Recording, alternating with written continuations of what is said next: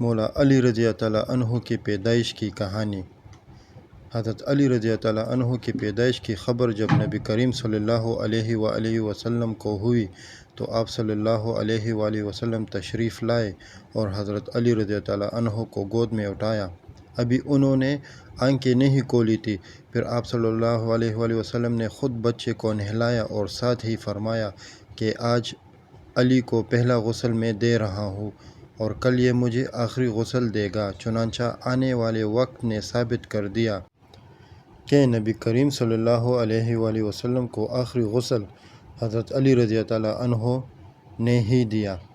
حضرت علی کی جوانی میں ایک دن حضور کریم صلی اللہ علیہ وآلہ وسلم نے حضرت علی سے پوچھا کہ تم نے میرے آنے سے پہلے آنکھیں کیوں نہ کھولیں؟ تو حضرت علی رضی اللہ تعالیٰ عنہ نے عرض کیا، یا رسول اللہ صلی اللہ علیہ وآلہ وسلم، میں چاہتا تھا کہ جب اس دنیا میں میری آنکھ کھلے تو سامنے میرے محبوب کا چہرہ نور ہو۔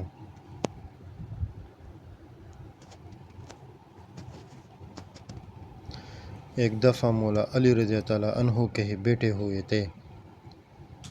ایک صحابی آیا مولا علی رضی اللہ تعالیٰ عنہ کے پاس اور عرض کیا، مولا میں نے سنا ہے آپ کی جو تلوار ہے ذوالفقار، یہ پہاڑ کو چیر دیتا ہے، کیا یہ بات صحیح ہے؟ مولا علی رضی اللہ تعالیٰ عنہ نے فرمایا، ہاں سچ سنا ہے۔ اس نے کہا، مولا آپ اپنی تلوار دیں گے؟ میں آزما کر دیکھنا چاہتا ہوں۔ مولا علی رضی اللہ تعالیٰ عنہ نے اسے اپنی تلوار دی۔ اس شخص نے زور سے دیوار پہ ماری لیکن کچھ نہیں ہوا۔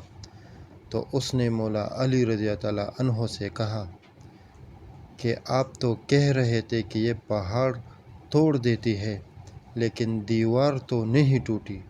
مولا علی رضی اللہ تعالیٰ عنہ نے مسکراتے ہوئے فرمایا، میں نے تمہیں اپنی تلوار دی ہے، اپنا ہاتھ نہیں۔ ذوالفقار سبھی ذوالفقار ہے جب علی کے ہاتھ میں ہو، ورنہ یہ صرف لوہے کا ٹکڑا ہے اور کچھ نہیں۔